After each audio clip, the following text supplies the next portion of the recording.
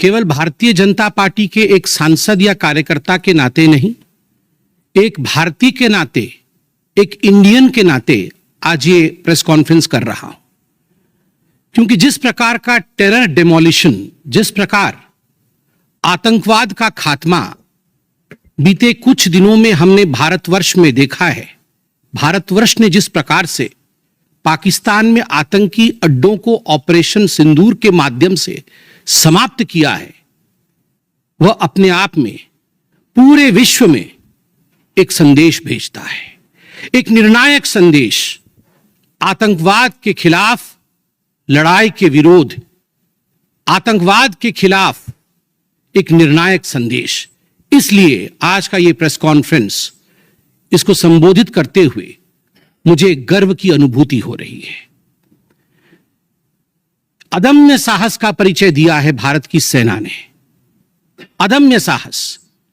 आज भारतीय जनता पार्टी और हम सभी कार्यकर्ता, आज सारा भारत धन्यवाद करता है भारत की आर्मी का, भारत की सेना का, भारत की एयरफोर्स का, भारत की नेवी का और उन तमाम जाबाज सेनानियों का जिनके कारण आज ऑपरेशन सिंदूर सफल हुआ है।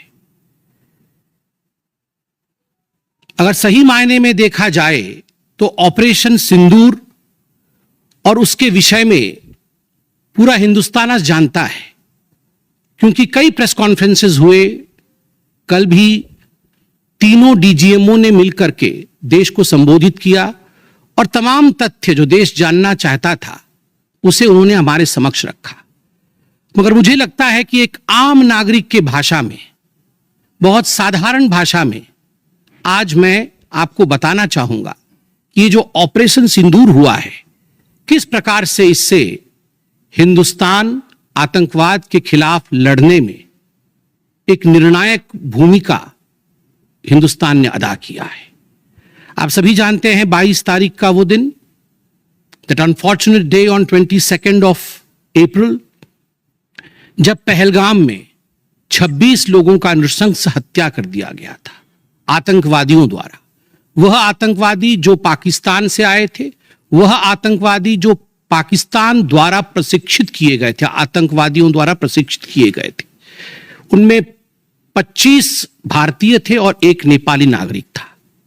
प्रधानमंत्री श्री नरेंद्र मोदी उस समय विदेश दौरे में थे, सऊदी अरब में थे।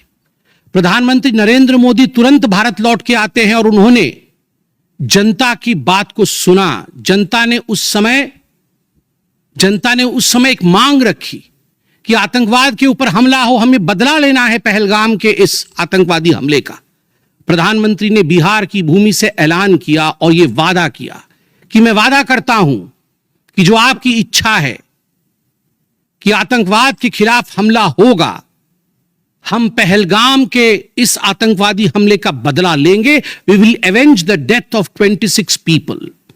प्रधानमंत्री ने कहा यह जो बदला होगा, यह आतंकवादियों के कल्पना से बाहर का बदला होगा, और जो बदला हुआ वो आतंकवादियों के कल्पना के बाहर का बदला था। प्रधानमंत्री जी ने कहा कि हम घुस के मारेंगे और मिट्टी में मिलाएंगे आतंकवादी के ठिकानों को, और आतंकवादियों के ठिकानों को प्रधानमंत्री नरेंद्र मोदी जी के निर्णय ने और हमारे सेना के अदम्य साहस ने मिट्टी में मिलाने का काम किया। यह वादा प्रधानमंत्री नरेंद्र मोदी जी का था। 22 तारीख से 7 मई तक लगभग ये 14 दिन आप सभी ने देखा, पूरे भारतवर्ष में एक प्रकार से एक माहौल टेंशन का था, प्रेशर का था कि तुरंत निर्णय किया जाए, तुरंत एक्शन में आया जाए। बहुत सूझबूझ के साथ, सोच समझ करके, स्ट्रैटेजी के साथ।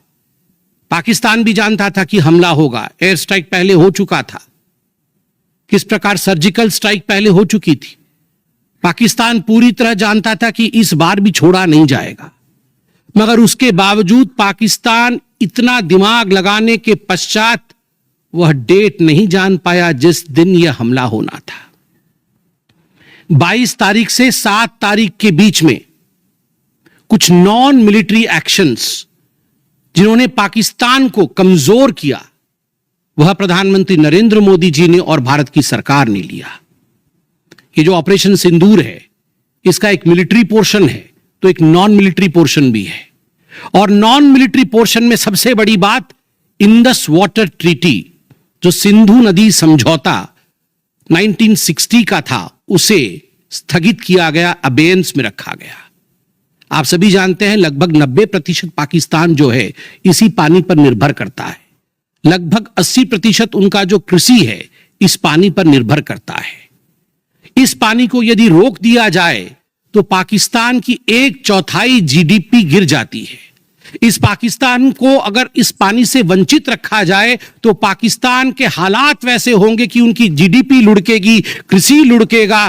केवल कृषि और जीडीपी नहीं, उनके पावर कट्स होंगे और इस प्रकार का माहौल पाकिस्तान में पैदा होगा कि पाकिस्तान एक फ्रजाइल स्टेट के रूप में, अभी भी फ्रजाइल है, और फ्रजाइल स्टेट के रूप में वो सामने आएगा। झेलम और चनाब अब संपूर्ण रूप से भारत सरकार के अधिकार में है, अधिकार क्षेत्र में है। और जिस प्रकार से यहां हम बांध बनाने की और रिवर को आगे बढ़ाने की बात कर रहे हैं, नए रिजर्वायर, इरिगेशन और हाइड्रो पावर से जम्मू कश्मीर, लद्दाख, पंजाब एवं हरियाणा, इन राज्यों को बहुत फायदा मिलने वाला है। यह कहा गया कि पानी और खून एक साथ नहीं बहेगा। मित्रों, जरा सोच के देखिए, 50 वर्षों तक जो संभव नहीं हुआ था, किसी भी युद्ध में यह संभव नहीं हुआ था कि इंडस वाटर ट्रीटी को रोक दिया जाए। जो संभव नहीं हुआ था वह असंभव काम संभव हुआ इस बार। अटारी वाघा बॉर्डर को भी रोक दिया गया। दोनों देशों के बीच में कोई ट्रेड नहीं होगा और इसका खामियाजा कोई भुगतेगा तो वो पाकिस्तान की इकोनॉमी भुगतेगी। इसके साथ ही जिन लोगों के पास पाकिस्तान का वीजा था और वो हिंदुस्तान में, पाकिस्तान के नागरिक जो हिंदुस्तान के वीजा के साथ भारतवर्ष में रह रहे थे, उन सब को बाहर निकाला गया। पाकिस्तान का कोई भी आर्टिस्ट, कोई भी परफॉर्मेंस वो भारतवर्ष में नहीं हो सकता है। इस प्रकार के कड़े प्रतिबंध पाकिस्तान के ऊपर लगाए गए। माननीय प्रधानमंत्री श्री नरेंद्र मोदी जी ने लगभग 20 देशों के राष्ट्राध्यक्षों से सीधी बातचीत की। How to isolate Pakistan, how to fight against terrorism. और सबसे बड़ी बात है, तमाम देशों ने भारत का समर्थन किया। सऊदी अरब, यूएई, यूएस, आप सोचिए इस्लामिक वर्ल्ड के बड़े देश हैं सऊदी अरब और यूएई, इन्होंने भारतवर्ष का पूर्णतः समर्थन किया। जिस समय पहलगाम का हमला हुआ था, माननीय प्रधानमंत्री सऊदी अरब में थे। सऊदी अरब के अपने दौरे को जब वो छोड़ के आए, तब उनको वहां एश्योरेंस दिया गया कि आप जाइए, हम आपके साथ खड़े हैं, वी सपोर्ट यू, हम टेरर के खिलाफ आपके साथ कंधे से कंधा मिला के लड़ेंगे। Pakistan was isolated. ये जो नॉन मिलिट्री एक्शन लिया गया, आज मैं कहना चाहता हूं कि 50 वर्षों से भी अधिक समय तक जो टूल्स कभी इस्तेमाल नहीं किए गए थे, जिस क्षेत्र में भारतवर्ष कभी नहीं गया था, वह टूल्स इस्तेमाल किए गए और अपने आप में भारत के लिए यह बहुत बड़ी बात है। बहुत बड़ी बात है कि इंडस वाटर ट्रीटी को रोका गया।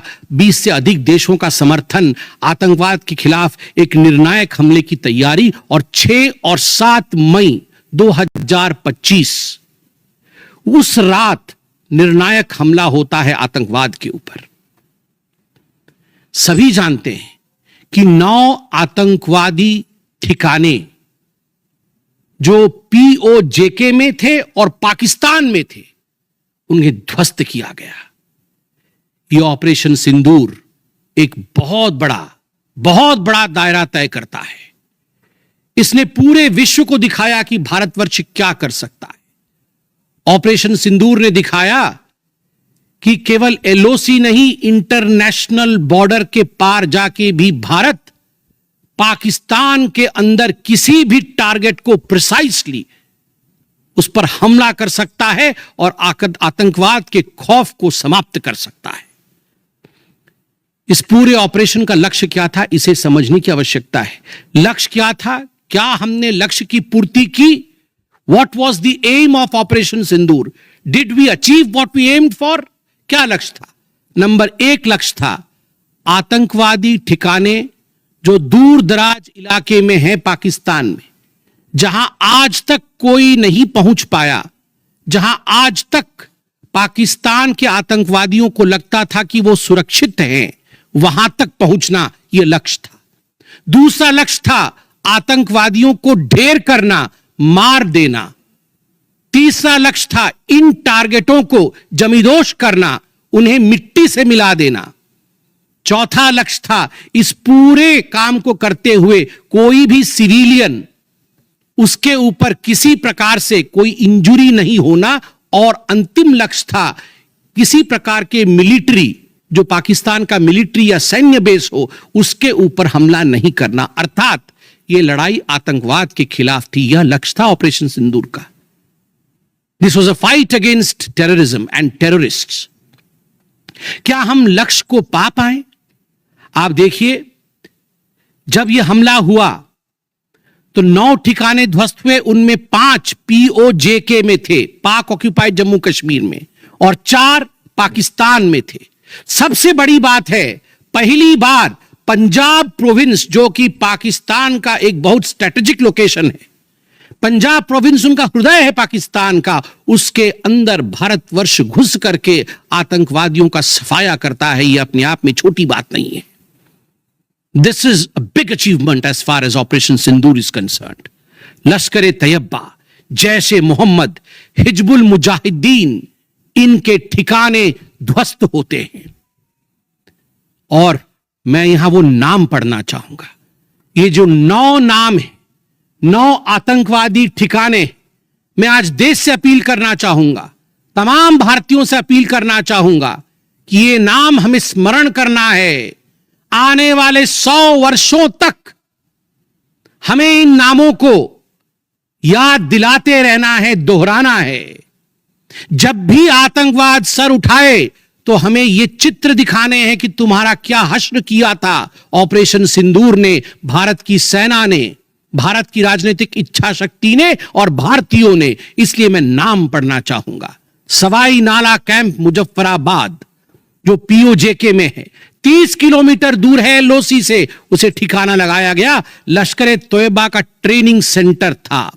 20 अक्टूबर 2024 सोनमर्ग में और 24 अक्टूबर 2024 गुलमर्ग में जो आतंकी हमले हुए थे, उसमें यहां से आतंकवादी आए थे। और सबसे बड़ी बात, 22 अप्रैल 2025 को जो आतंकवादी आकर पहलगाम में हमारे नागरिकों को मार के गए थे, हमारी बहनों के माथे से जिन्होंने सिंदूर पोंछने का काम किया था, उनका प्रशिक्षण भी इसी केंद्र में हुआ था, सवाई नाला कैंप मुजफ्फराबाद।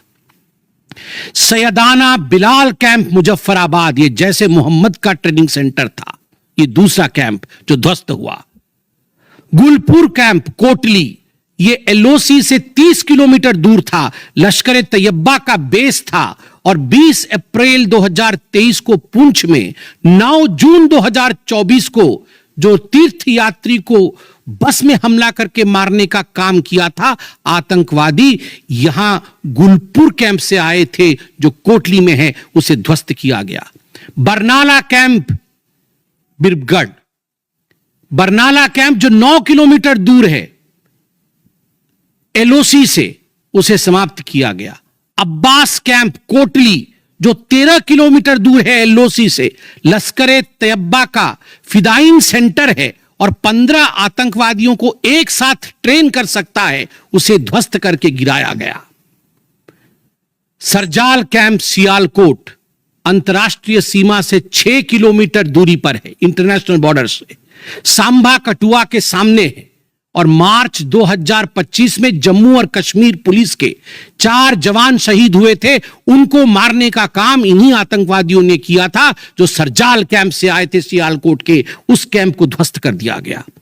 महमूना जाया कैंप सियालकोट, जो कि 12 से 18 किलोमीटर इंटरनेशनल बॉर्डर से दूर है, मैं एलओसी की बात नहीं कर रहा हूं, इंटरनेशनल बॉर्डर से। और हिजबुल मुजाहिदीन का अड्डा है, बहुत बड़ा कैंप है। कठुआ और जम्मू क्षेत्र में जो भी आतंकवादी गतिविधि होती है, सियालकोट के इस मजनूमा जाया कैंप से आतंकवादी भेजे जाते हैं। भारतवर्ष ने उसे ध्वस्त किया। मरकज तैयबा मुरीद के, जो कि अंतर्राष्ट्रीय सीमा से 18 से 25 किलोमीटर दूर है, 2008 के मुंबई का जो हमला हुआ था, 26/11 के नाम से जिसे हम जानते हैं, उसमें जो आतंकवादी आए थे, अजमल कसाब और डेविड हेडली, उनकी ट्रेनिंग मरकज तैयबा मुरीद के में हुआ था। और आज मैं फक्र के साथ कह सकता हूं, गर्व के साथ कह सकता हूं कि भारत की सेना ने, भारत की राजनीतिक इच्छा शक्ति ने और भारतीयों ने मरकज तैयबा मुरीद के को ध्वस्त किया है, समाप्त किया है। मरकज सुभान अल्लाह बहावलपुर इंटरनेशनल बॉर्डर से 100 किलोमीटर की दूरी पे है। विश्व में किसी ने ऐसा नहीं सोचा होगा, पाकिस्तान ने तो सपने में भी नहीं सोचा होगा कि भारत की सेना के पास, भारत की एयरफोर्स के पास और भारत के राजनेताओं के पास ऐसी इच्छा शक्ति होगी कि इंटरनेशनल बॉर्डर से 100 किलोमीटर दूर घुस के वो हमारे आतंकी अड्डे को ध्वस्त कर सकते हैं। मरकज सुभान अल्लाह, जो कि जैशे मोहम्मद का मुख्यालय था, उस मुख्यालय को भारत की वायुसेना ने ध्वस्त किया। यह कोई छोटा विषय नहीं है। यह बहावलपुर एक ऐसा स्थान है जहां यूनाइटेड स्टेट्स, यूएस भी अपने ड्रोन नहीं भेज पाया था। उस जगह पे भारत घुस के मारता है। आज का भारत, आज का नया भारत यही है। ये नाम, जो 9 नाम मैंने पढ़े, हमें याद रखने चाहिए, मगर उन नामों के साथ मैं कुछ और भी बताना चाहता हूं। जो आतंकवादी मारे गए, एक लक्ष्य था आतंक के ठिकानों को, आतंक के अड्डों को सफाई करना, ध्वस्त कर देना। दूसरा लक्ष्य था ऑपरेशन सिंदूर का, आतंकवादियों को चुन चुन कर मारना, उन्हें मिट्टी में मिलाना। 100 से अधिक आतंकवादी मारे गए, 100 से अधिक। मैं कुछ आतंकवादियों के नाम पढ़ता हूं जिनको कि हम डिस्कस करते थे डिबेट्स में, टीवी पे, यूएन में, जिनको कि यूएस ने भी कंडेम कर रखा था। मैं नाम पढ़ रहा हूं। मुदस्सर कादियान खास उर्फ मुदस्सर उर्फ अबू जुंदाल। अबू जुंदाल नाम से हम जानते थे इस आतंकवादी को। और जो लश्कर तैयबा का आतंकवादी था, वो मरकज तैयबा का जो मुरीद के में है, उसका इंचार्ज था। जब वो मरा तो उसके गार्ड ऑफ ऑनर, उसका जो जनाजा निकला, उसमें पाकिस्तान के आर्मी के अधिकारी थे, पाकिस्तान आर्मी के चीफ थे, पंजाब सीएम मरियम नवाज भी उसमें रही। आप सोचिए, ये एक सरकारी जमीन पर हुई और तमाम बड़े लोग, सरकारी लोग पाकिस्तान के उसमें शामिल हुए, जिससे कि यह सिद्ध होता है कि terror and the sponsors of terror are hand in glove together. आतंकवादी और जो आतंकवादियों को बढ़ावा देने वाले, वो एक साथ काम करते हैं। दूसरा, हाफिज मोहम्मद जमील, ये जैशे मोहम्मद का आतंकवादी है। ये ब्रदर इन लॉ, साला था मौलाना मसूर अजहर का, और इंचार्ज था मरकज सुभान अल्लाह बहावलपुर का, वह भी मारा गया। तीसरा आतंकवादी मोहम्मद यूसुफ अजहर उर्फ उस्ताद जी उर्फ मोहम्मद सलीम उर्फ घोशी साहब, जैसे मोहम्मद का नामी आतंकवादी, और यह भी मौलाना मसूद अजहर से जुड़ा हुआ था और यह वेपन ट्रेनिंग देता था जैशे मोहम्मद का। और सबसे बड़ी बात, IC-184 के हाईजैकिंग में इसका हाथ था। IC-814 के हाईजैकिंग में इसका हाथ था, वह भी मारा जाता है। चौथा आतंकवादी खालिद उर्फ अबू अक्स का। खालिद ये लश्कर तैयबा का आतंकवादी था, फैसलाबाद में मारा गया और वहां उसका फ्यूनरल होता है। अब मैं ये तस्वीर दिखाना चाहूंगा, आप ये तस्वीर देखिए। ये तस्वीर कोई साधारण तस्वीर नहीं है।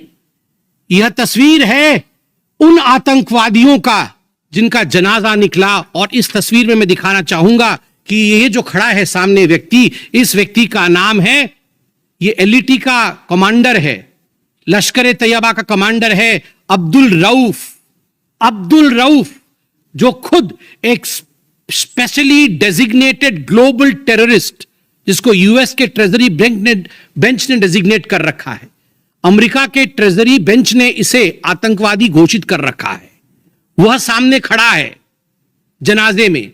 और उसके पीछे जो खड़े हैं, मैं एक एक करके नाम पढ़ता हूं।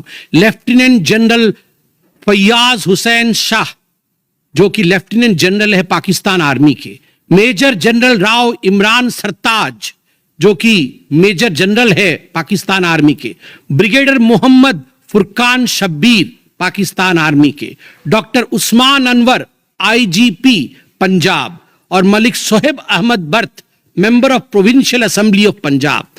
ये बड़े बड़े लोग, तथा कथित सरकार के बड़े बड़े लोग, पाकिस्तान के आतंकवादियों के जनाजा में शामिल होने आए हैं। और जनाजे को लीड कर रहा है एक आतंकवादी, डेजिग्नेटेड आतंकवादी। और आप देखिए, ये बिफोर और आफ्टर, ये जितने भी मैंने आपको अभी आतंकवादी ठिकानों का नाम बताया, किस प्रकार उनकी परिस्थिति थी और क्या उनकी परिस्थिति हुई, यह इस तस्वीर से हम देख सकते हैं। तो उद्देश्य मैं बता रहा था, ऑपरेशन सिंदूर का उद्देश्य बहुत स्पष्ट था।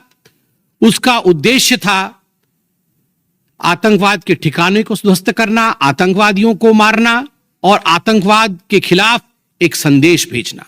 और उसमें हम सफल हुए। पहली बार एक बात पूरे विश्व ने देखा कि पाकिस्तान का हर इंच भारत के पहुंच के अंदर है। कोई कोना पाकिस्तान का ऐसा नहीं है जो भारत के पहुंच से बाहर हो। और आप सोच के देखिए, पाकिस्तान का एयर डिफेंस सिस्टम फेल हो जाता है। पाकिस्तान का एयर डिफेंस सिस्टम फेल हो जाता है जिस समय 6 और 7 के रात के बीच ये पूरी कार्यवाही हो रही थी। रफाल विमान द्वारा स्काल्प और हैमर मिसाइल्स के माध्यम से 23 मिनट के अंदर, 23 मिनट्स के अंदर एक विंडो था, जिस विंडो के अंदर ये 9 के 9 आतंकवादी ठिकाने उन्हें ध्वस्त कर दिए गए। 23 मिनट में पूरा विश्व ने देखा कि भारत क्या कर सकता है। मुझे लगता है पूरे विश्व में इस प्रकार से 23 मिनट के अंदर इतने प्रेसिशन के साथ आतंकवादी ठिकानों पर हमला किसी देश ने पहले किया होगा। और जब यह पूरा एक्सरसाइज समाप्त हुआ, उसके बाद जब हमारे एमईए ने, हमारी आर्मी ने प्रेस कॉन्फ्रेंस किया, तो उसमें कुछ 4 शब्द बहुत महत्वपूर्ण थे। वो 4 शब्द हैं controlled, precise, measured, non escalatory. हमने ये जो 9 अड्डे ध्वस्त किए वो कंट्रोल्ड तरीके से ध्वस्त किए। प्रिसाइज, कोई सिविलियन अड्डा या कोई मिलिट्री टारगेट नहीं था, प्रिसाइज टारगेट था, आतंकवादी ठिकाने, उनको ध्वस्त कर दिए। मेजर्ड, जितना ध्वस्त करना था उतना ध्वस्त किया, उसके अगल बगल के किसी स्ट्रक्चर को ध्वस्त नहीं किया। जहां आतंकवादी थे उनके ठिकाने में घुस के उनको मार के निकले। और नॉन एस्केलेटरी मतलब युद्ध को बढ़ाने वाला नहीं, नॉन एस्केलेटरी, क्योंकि the primary escalation was Pahalgam. जो मूल एस्केलेशन था वो 22 अप्रैल को पहलगाम में पाकिस्तान ने किया था। हमने रिएक्ट किया नॉन एस्केलेटरी। ये 4 शब्द अपने आप को परिभाषित करते हैं कि ऑपरेशन सिंदूर का लक्ष्य क्या था। ऑपरेशन सिंदूर का जो लक्ष्य था, ऑपरेशन सिंदूर ने उसे 100% पूर्ण किया, 100% पूर्ण किया। इसलिए आज हिंदुस्तान, भारतवर्ष गर्व के साथ कह सकता है कि ऑपरेशन सिंदूर एक ऐसा ऑपरेशन था जो 100% सक्सेसफुल था। और जितने हमारे जाबाज पायलट्स गए थे राफेल के साथ, उतने लौट के आए और आतंकवादी ठिकानों को ध्वस्त करके आए। और किसी सिविलियन को नहीं मारा, किसी मिलिट्री बेस को नहीं मारा। मगर दुखद है, जैसा कि पाकिस्तान से एक्सपेक्टेड है, पाकिस्तान उसके पश्चात रिटेलिएशन करता है, पाकिस्तान अपने ड्रोन्स इत्यादि भेजता है, मगर भारत की सिस्टम ने पाकिस्तान के इन ड्रोन्स को, इन मिसाइल्स को हवा में ही समाप्त कर दिया। और सबसे बड़ी बात है, एयर डिफेंस सिस्टम लाहौर का 7 और 9 तारीख के बीच लाहौर के एयर डिफेंस सिस्टम को समाप्त करने का काम हिंदुस्तान ने किया। और 9 और 10 तारीख के बीच, 9 मई और 10 मई के बीच 11 एयर बेसेस को, पाकिस्तान के 11 एयर बेसेस को ध्वस्त करने का काम भारतवर्ष ने रिटेलिएशन में किया। जब पाकिस्तान ने भारतवर्ष के ऊपर एस्केलेशन किया तो भारतवर्ष ने 11 एयर बेसेस को समाप्त किया। इन एयर बेसेस के नाम भी हमें याद रखने चाहिए। तमाम भारतीयों को वो 9 नाम आतंकवादी ठिकाने याद रखने चाहिए, स्मरण होना चाहिए। और ये जो 11 एयरबेस हैं, हिंदुस्तान अपने पर आ जाए तो क्या कर सकता है अपने लोगों को बचाने के लिए। ये 11 नाम भी मैं पढ़ता हूं। नूर खान, ये नूर खान वह एयरबेस है जहां पर एयर टू एयर रिफ्यूएलिंग करने की क्षमता है। हवा में उड़ रही हो अगर आपका विमान, तो एयर टू एयर रिफ्यूएलिंग यही नूर खान से हो सकती है। जब भारत ने नूर खान को ध्वस्त किया तो जो जहाज थे पाकिस्तान के, उनके पास वो क्षमता नहीं रही कि वो हवा में अधिक समय तक युद्ध कर सके, उन्हें नीचे उतरना ही पड़ा। नूर खान, रफीकी, मुरीद, सुक्कूर, सियालकोट, पसरूर, चुनियान, सरगोदा, कारू, बुलारी और जकोबाबाद, ये तमाम मैं फोटोज लेके आया हूं। जकोबाबाद का ये फोटो देखिए, क्या था पहले और क्या हुआ बाद में, क्या था पहले और क्या हुआ बाद में। आप देख सकते हैं परखच्चे उड़ गए। यह है प्रिसीशन ऑफ इंडियाज अटैक। तमाम फोटो हैं यहां पे, किस प्रकार से हमने एक एक करके उनके एयर बेसेस को समाप्त किया। आप देख सकते हैं सारे एयर बेसेस के हम फोटो लेके आए हैं, जकोबाबाद से लेके बाकी तमाम। क्योंकि आपने ये सब देखा हुआ है, मैं अधिक समय नहीं लूंगा। आर्मी ने आपको दिखाया है, डीजीएमओज ने आपको दिखाया है, इसलिए मैं इसको आपको दिखा के दोबारा, I would not like to take much time, but मैं रिमाइंड करना चाहूंगा कि 11 एयर बेसेस को हमने ध्वस्त किया। और इसमें एक बड़ा विषय है, पहली बार विश्व में किसी देश ने एक न्यूक्लियर कंट्री के अंदर घुस करके उनके एयर बेसेस को समाप्त करने का काम किया। पाकिस्तान एक न्यूक्लियर कंट्री है, उसके अंदर घुस करके उनके एयर बेसेस को 20% पाकिस्तान के एयरफोर्स के इंफ्रास्ट्रक्चर को भारतवर्ष ने नाकाम कर दिया। 20% of PAF's infra was destroyed by India. Just imagine, एक न्यूक्लियर कंट्री है, उसमें घुसकर मारना, यह अपने आप में पूरे विश्व में पहला इंस्टेंस है। और भुलारी एयरबेस में 50 PAF पाकिस्तान एयरफोर्स के जवान मारे गए, जिसमें स्क्वाड्रन लीडर उस्मान यूसुफ भी मारे गए। कुल मिलाकर के 9 आतंकी ठिकाने, 11 एयरबेस, 100 से अधिक आतंकी, 50 जवान और अपनी इज्जत, यह पाकिस्तान ने खोया है। I repeat, what Pakistan has lost by operation Sindoor. 9 आतंकी ठिकाने, बड़े बड़े आतंकी ठिकाने, 11 एयरबेस, 100 से अधिक आतंकवादी, 50 से अधिक जवान और अपनी इज्जत, यह पाकिस्तान ने खोया है। यह झटका पाकिस्तान सह नहीं पाया और उनके डीजीएमओ का 10 तारीख को ही फोन आया। और उसके पश्चात मैं कहूंगा यह सीज फायर नहीं, यह एक अंडरस्टैंडिंग है। यह एक अंडरस्टैंडिंग है कि यदि भविष्य में किसी प्रकार का कोई भी आतंकी हमला होता है तो यह अंडरस्टैंडिंग तोड़ दी जाएगी। हमने करके दिखाया है, जो पहले कभी नहीं हुआ था वो हुआ है। इस बार अंदर घुस के मारा है हमने, यह एक अंडरस्टैंडिंग है। और सबसे बड़ी बात है, पाकिस्तान में उनके मौलाना, उनके मौलवियों ने पाकिस्तान का साथ नहीं दिया, मगर हिंदुस्तान की एकता देखिए, हिंदुस्तान का भाईचारा देखिए। पूरा देश एक होकर खड़ा हुआ, पूरा देश सेना के पीछे, सेना के अदम्य साहस के पीछे, हमारी राजनीतिक इच्छा शक्ति के पीछे पूरा भारत एक होकर खड़ा हुआ। और आज मैं कहना चाहता हूं कि आज पाकिस्तान पूरे विश्व में अलग थलग पड़ा है। पहले भी ऐसे वक्त थे, अनेकों प्रयास भारतवर्ष करता था। पहले हम सबूत देते थे, प्रयास करते थे डोजियर के माध्यम से पाकिस्तान को प्रूफ दे आतंकवाद का। वो डोजियर लेती थी मगर उस पर काम नहीं करती थी। मगर आज नए भारतवर्ष ने पाकिस्तान को बख्शा नहीं है। आतंकवाद के खिलाफ एक निर्णायक लड़ाई हुई है और प्रधानमंत्री जी ने स्पष्ट कहा है, वहां से यदि गोली आती है तो यहां से गोला जाएगा। इसी के साथ मैं अपने वक्तव्य को समाप्त करता हूं। कोई प्रश्न हो तो अवश्य पूछें। कमलेश जी, इसमें कोई दोहमत नहीं कि भारतीय सेना ने पराक्रम दिखाया और भारतीय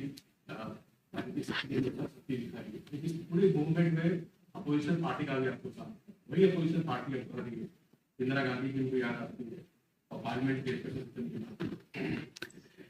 देखिए, मुझे लगता है आज का दिन पूरे भारत का दिन है।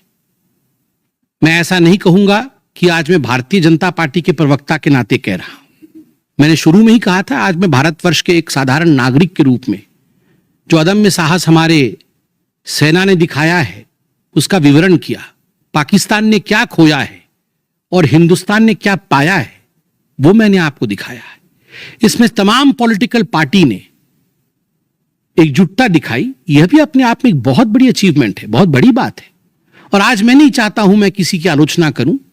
और मैंने कहा कि विगत दिनों में वह भी एक प्रयास था जहां हम प्रूफ देने की कोशिश करते थे, हम डोजियर इत्यादि देते थे।